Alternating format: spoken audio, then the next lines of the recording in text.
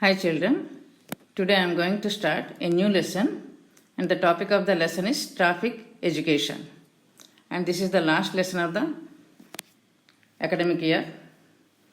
First, before starting the lesson, let us see what is traffic. Already you know traffic education because you might have learnt about this in your previous classes also. Anyway, let us start it again. What is traffic? Movement of people on the road from one place to another place is called as traffic. Movement of people on the road from one place to another place is called traffic. And if more number of people are moving, more number of vehicles are moving on the road, that is called as traffic jam. It creates hurdles for the other people to move on the road. What is traffic education? Traffic education, it is the education which describes some traffic rules and regulations. Traffic education contains some traffic rules and regulations which are to be strictly followed by the road users. Those who are using the road, either by vehicle or by walk, they have to follow these traffic rules and regulations perfectly. And these rules and regulations are given in traffic education. And to avoid accidents on the road, we need to have the knowledge of this traffic education. Each and every citizen should have the knowledge of traffic education to avoid accidents on the road. Now, what is the need and significance of traffic education? As you know, most of the teenagers, they will be seen on the roads. Either in groups or individuals, they will be going somewhere by vehicle or by walk, they will be going on. They are the major group who use the roads, and many are unaware that road accidents are the biggest cause for serious accidents and deaths.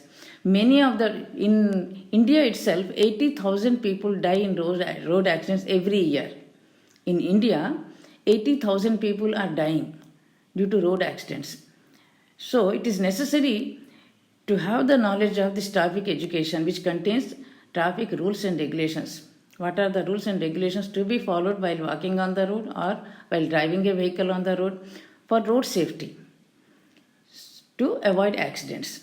So that is the significance of traffic education. If we have the knowledge of traffic education and if we strictly follow the rules and regulations, we can easily avoid many of the road accidents. Now, let us see what are the problems on the road in the traffic. Here a graph is given. In this graph, you can see the number of percentage of accidents which occurred in the city of Hyderabad due to various vehicles is given here. And if you know what is the information given in the graph, you can easily answer any relevant question given in the exam. You can see that most of the accidents, that is 30% and 28% of the accidents, are occurring due to two-wheelers and four-wheelers. And after that, three-wheelers and RTC buses. These are the major causes for accidents on the road. Two-wheeler, three-wheeler, four-wheelers and RTC buses. Now let us see some of the traffic problems. When students are going to the school or employees are going to attend their work to the offices, laborers are going to attend their work, teachers going to school, doctors going to attend their duties to the hospitals, all these people, they are affected by traffic jams. If there is traffic jam, all these people who are going to work somewhere or to learn somewhere, they are affected by the traffic jams. And footpaths are arranged for the purpose of pedestrians. Footpaths, they are mainly meant for pedestrians. Pedestrians means those who walk on the road, they are called as pedestrians. And without being hit by these vehicles on the road, they can walk on the footpath. So for their safety only the footpaths are designed. And because these footpaths are a little higher than the road, and also they are 2 meters, 1 meter or 2 meters wide. So people can easily and safely walk on the footpath. And there are many other problems on the road. Stray animals, fruit and vegetable sellers, private vehicles like cars, auto rickshaws, parking at no parking zones.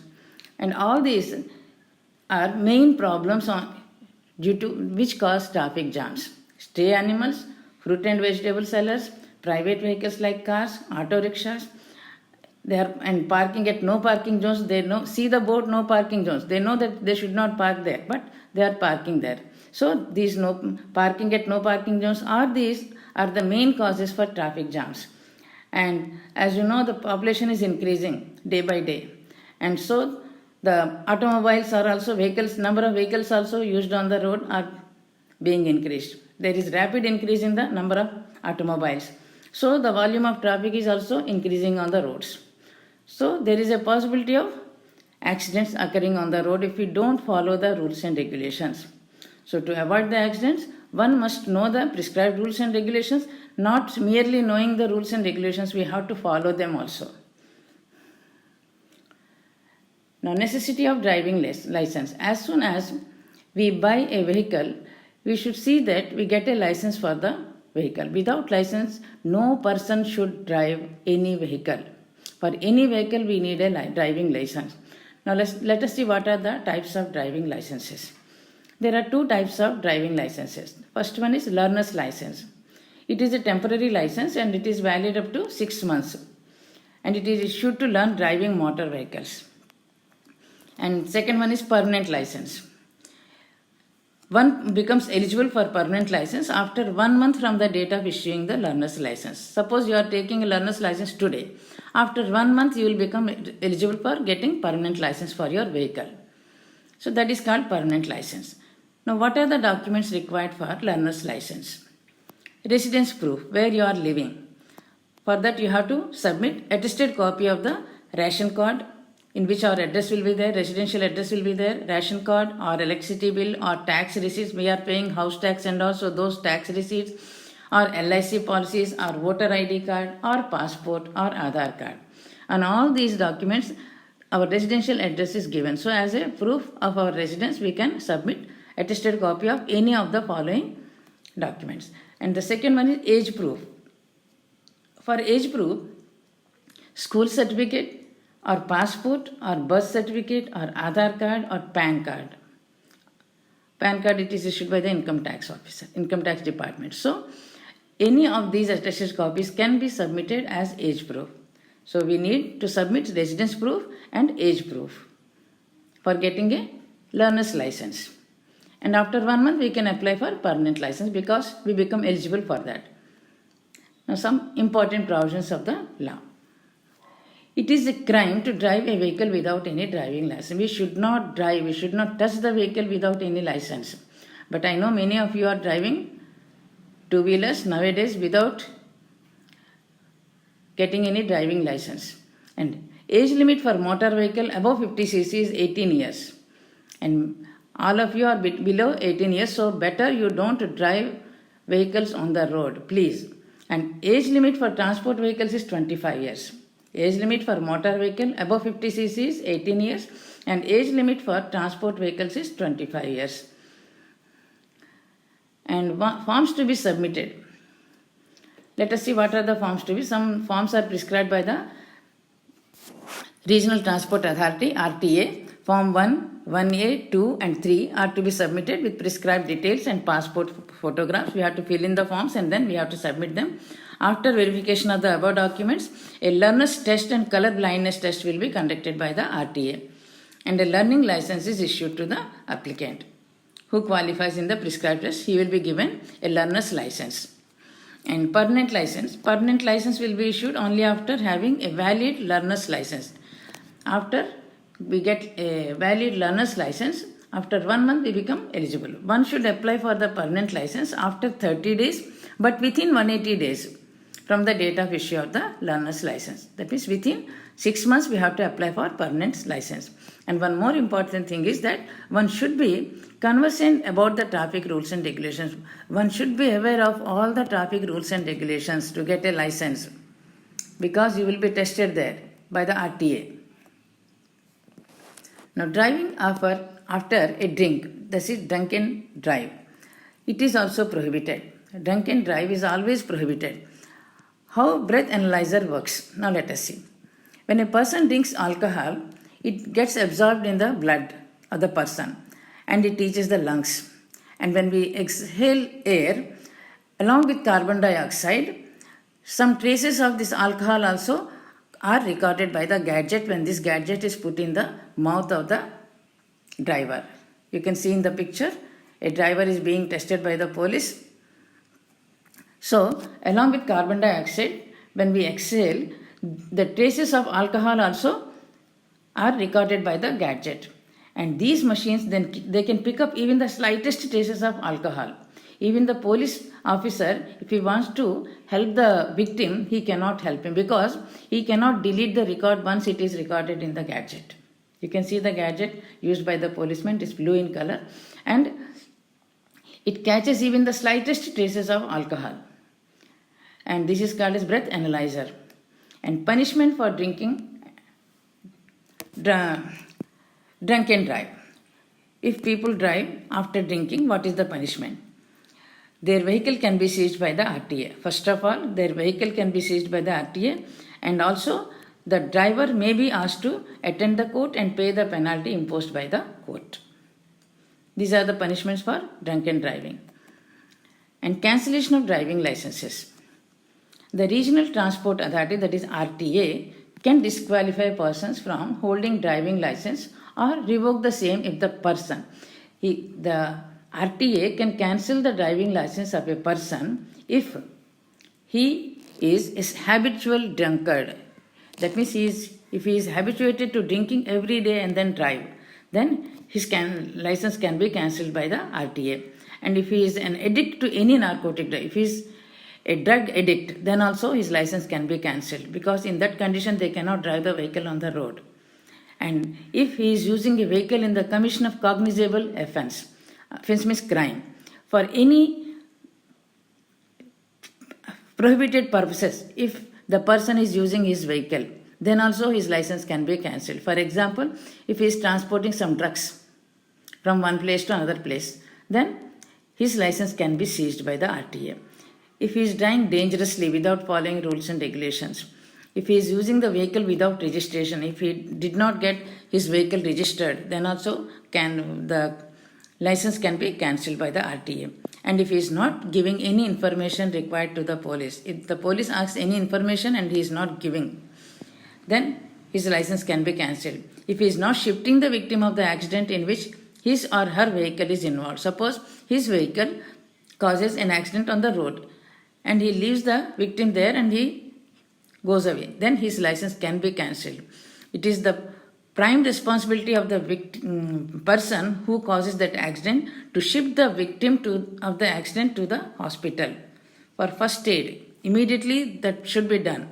And if he is not doing it, his license can be cancelled.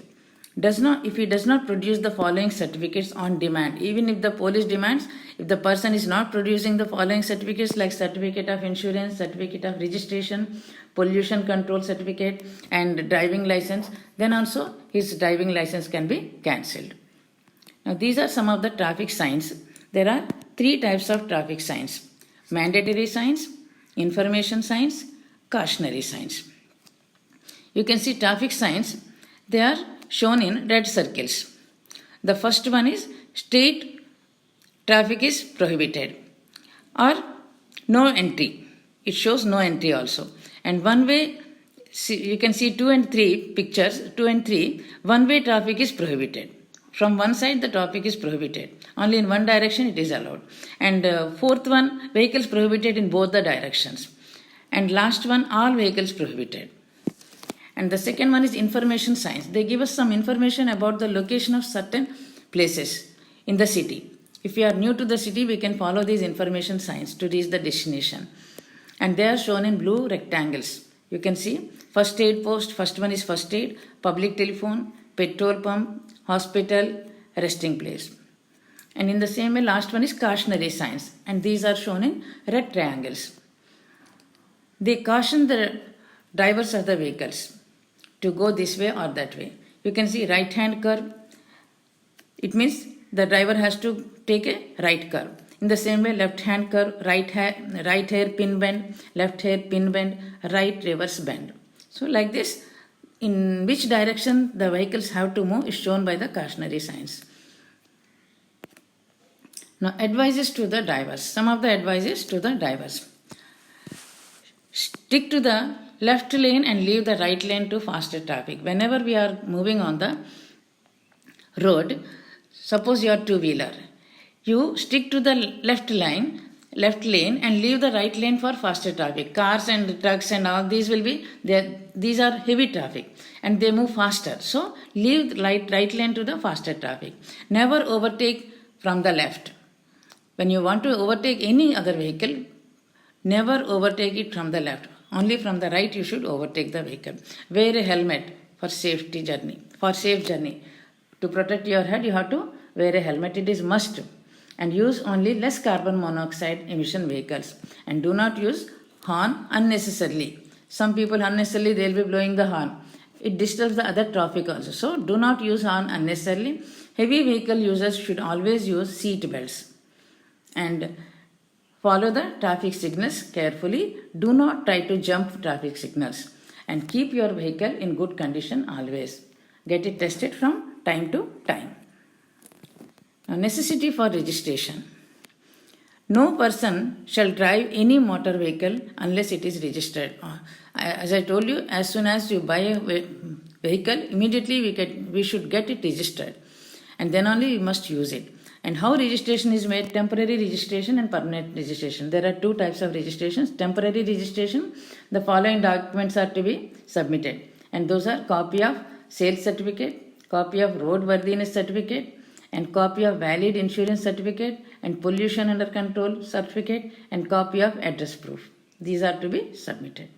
And permanent registration, an application for registration of a motor vehicle shall be made to the registering authority within a period of 1 month by producing the certificates which are submitted at the time of temporary registration. The same certificates are to be submitted for permanent registration also. Now, road marking signs. What are these road marking signs? You might have seen on the road. Road surface markings, they are, if we follow those road marking signs, it will be safe. We can be safe and we can avoid accidents. Road surface markings are used on paved roads to provide guidance and information to the drivers and also to the pedestrians. And uniformity of these markings is an important factor to minimize the confusion among the drivers and also the pedestrians. If the same markings are used on all the roads throughout the country, then people will have the knowledge of those traffic signs, road marking signs, and they can easily follow it. So, if there is uniformity of markings, it is an important factor to minimize the confusion and also uncertainty. And the road is usually divided into 3 parts: footpath, road divider, zebra crossings. Footpath, as I told you, it is laid on either side of the road.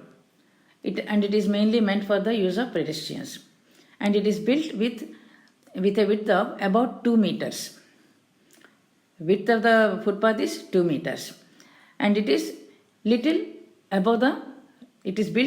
little above the road, so that the vehicles cannot come onto the footpath. And the pedestrians who are walking on the footpath will be safe from the vehicles. And road divider, the road is divided into 2 halves with cement slabs. For incoming traffic and for ongoing traffic also, the road is divided into 2 halves. And zebra crossing is the place where the pedestrians cross the road. And this is the safest place for the pedestrians to cross the road.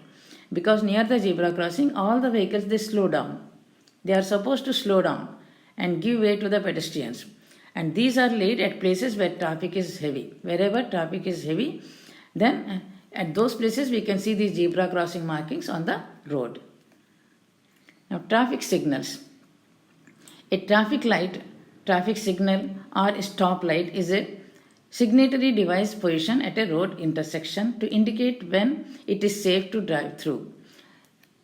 Wherever there are 2 or 3 roads or 4 roads are meeting, at that junction we can see these traffic signals, because traffic will be heavy. From all sides the traffic will be coming, and to regulate the traffic we need these traffic signals. Red light, stop before the line. Red light indicates that stop before the line. Orange light, get ready to go. And green light, move the vehicle. Red, orange and green lights. And India has the second largest road network in the world. And as the road users are not aware of the traffic rules, leading to high toll of death victims. That means because many of the people who are making use of the roads in India, they are not aware of the traffic rules and regulations, and because they are not following these traffic rules and regulations, number of accidents, road accidents are increasing day by day. Now, hurdle of road safety. Hurdle means obstacle. First of all, negligence of the civilians. Some of the people, though they know the rules and regulations, they don't follow it. They neglect it. They ignore the rules and regulations. That is negligence of the civilians. Civilians means people. Pathetic conditions of the worst conditions of the roads. Some of the roads are not in a condition to drive the vehicles also. So that worst condition of the roads is also responsible for many of the accidents. Unsafe vehicle design. Sometimes some vehicles are designed in such a way that they cause accidents. Under implementation of road safety standards. If road safety measures are not implemented properly, that also leads to accidents. Lack of proper enforcement of laws. If laws are made by the government but they are not implemented properly. And lack of emergency services. Even if an accident takes place, if there is lack of emergency services, it leads to worst situation. And sometimes many a times the people have to lose their lives also. Now, there are some rules for the pedestrians to follow. Now, let us see what are those rules and regulations. Walk on the footpath. Footpath is meant only for the pedestrians, so always walk on the footpath. If you are a pedestrian, if you are walking, please walk on the footpath. And if footpath is not available, sometimes footpaths are not built. If footpath is not available and the road is narrow, walk on the right side of the road so that you can watch the oncoming traffic and you can avoid accidents. If you walk on the right side of the road, you can watch the oncoming traffic and you can also avoid accidents. And must use reflective clothing at night. If you are going out at night because it is dark, you must use reflective clothing so that you can be seen by the vehicle drivers. When walking outside built up area, if you are walking outside and walking on the road, please wear reflective clothing at night. And always carry a torch while walking at night time. Whenever you are going out at night time, please carry a torch along with you. And do look for safe place to cross. If there is no zebra crossing, please look for a safe place. Look on the either side of the road and then cross the road. Look left and right and then listen for the traffic signals and then cross the road. Let any traffic coming in either direction. If any traffic is coming in from this direction or that direction, let it come. Let it go and then you cross the road. Walk briskly straight across the road. And when it is clear, and continue, watch and listen for walking. You walk briskly straight across the road when it is clear. Only when the road is clear, you walk briskly across the road. And continue, watch and listen for walking. And use zebra lines for crossing roads. Always, as far as possible, if zebra crossing is there, zebra lines are there, markings are there on the road, follow them and use those zebra crossing lines only for crossing the roads. Don't use the mobile in any form while walking, crossing, that is either listening to songs or anything else. Don't use your mobile phone or don't listen to any songs while walking or crossing the road. When you are on the road, don't listen to the mobile or to the songs. Avoid mobile. Avoid listening to the songs. And take the help. Nowadays we can see almost